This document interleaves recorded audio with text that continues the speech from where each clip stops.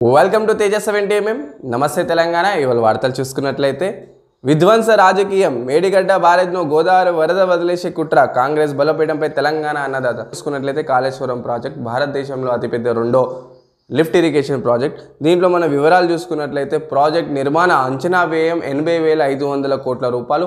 మొత్తం 3 బ్యారేజ్లు, 15 రిజర్వాయర్లు, 20 లిఫ్ట్లు, 13 జిల్లాలకు నీరు అదేవిధంగా నీటి నిల్వ సామర్థ్యం 140 టీఎంసీలు. ప్రధాన కాలువల డిస్ట్రిబ్యూషన్ పొడవు 1530 కిలోమీటర్లు, సొరంగ పొడవు 203 కిలోమీటర్లు, మొత్తం పంపులు 82, భూసేకరణ 80,000 ఎకరాలు, అడవి భూమి 3,050 హెక్టార్లు, నిర్వసిత కుటుంబాలు 6,200. బీఆర్ఎస్ హయాంలో నిర్వహించిన కాళేశ్వరం ప్రాజెక్టులో దీని యొక్క ఖర్చు 80,500 కోట్లు. 13 జిల్లాలకు అదేవిధంగా తెలంగాణలో అతిపెద్ద లిఫ్ట్ ఇరిగేషన్ ప్రాజెక్ట్. దీంట్లో 80,500 కోట్ల ఖర్చుతో నిర్వహించడం జరిగింది.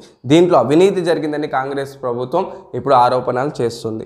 మేడిగడ్డపై సర్కారు దండయాత్ర, రేపు బ్యారేజ్ల వద్దకు సీఎం, మంత్రులు, ఎమ్మెల్యేలు, ఎమ్మెల్సీ యంత్రాంగం. ప్రాజెక్టుల చరిత్రలోనే ఇదే ప్రథమం. కేవలం అవినీతి కోణంలోనే విజిలెన్స్ విచారణ, టెక్నికల్ కమిటీ ఏర్పాటు అనే ఊసు లేదు. కాళేశ్వరం ప్రత్యేక పీపీటీకి సలహాలు. కృష్ణా నీళ్లు మా హక్కు, ఇక కొట్లాటే, బతుకు పోరాటాల పొలికేక నల్లగొండ సభ. ఇది రాజకీయం కాదు, నీళ్ళ కోసం ఆరాటం. నాగార్జున సాగర్కు కేఆర్ఎంబీకి అప్పగించడంతో 5 ఉమ్మడి జిల్లాల ఎడారిగా మారే ప్రమాదం. హైదరాబాద్ మహానగరానికి మళ్ళీ నీళ్ళ కష్టాలు. రైతన్న మరో పోరాటానికి సిద్ధం కావాలి. నమస్తే తెలంగాణ ఇంటర్వ్యూలో జగదీష్ రెడ్డి. అప్పల బాధ భరించలేక మరో రైతు ఆత్మహత్య. గురుకుల్ భర్తీ గందరగోళం, జేఎల్ డిఎల్ నింపకుండానే పీజీటీ నియామకం. అయోధ్యపై బీజేపీ రాజకీయం, రామాలయంపై పార్లమెంట్లో తీర్మానం తప్పు.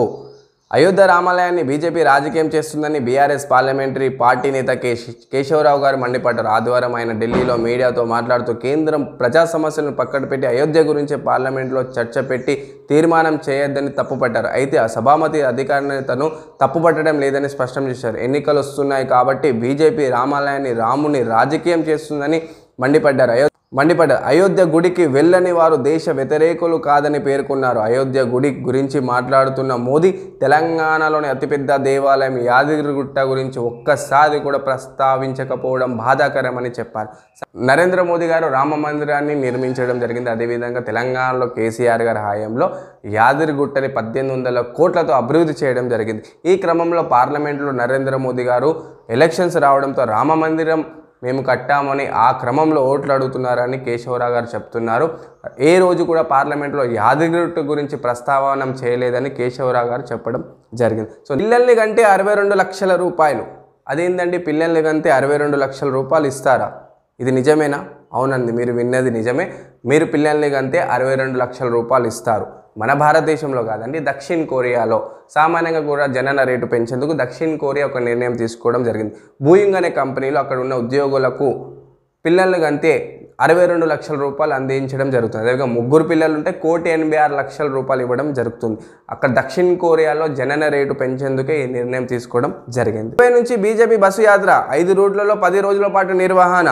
కుమ్రం భీం యాత్ర, శాతవాహన యాత్ర, కాకతీయ యాత్ర, భాగ్యనగర యాత్ర, కృష్ణమ్మ యాత్ర. ఐసీయూలో రోగిని కరిచిన ఎలుక.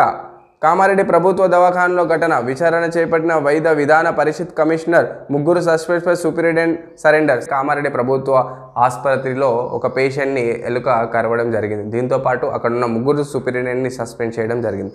అక్కడున్న టీచింగ్ డాక్టర్లందరూ కూడా ఇది మా తప్పేం లేదని దీనికి సంబంధించిన ఒక నివేదిక ఇవ్వడం జరిగింది.